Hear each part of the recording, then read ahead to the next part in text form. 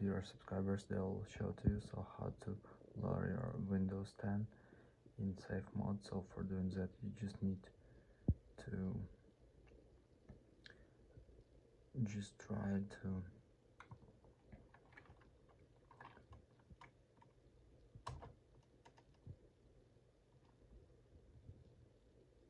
try to open your Windows 2 times if it doesn't open.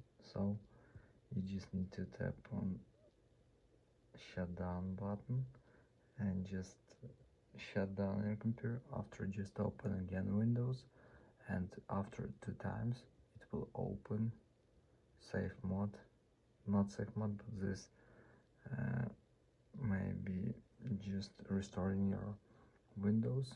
So after, you can also just choose here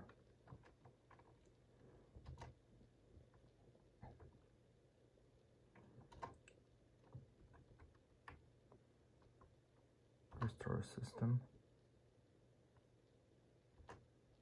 and also if you can't just log in into your account, you can just choose here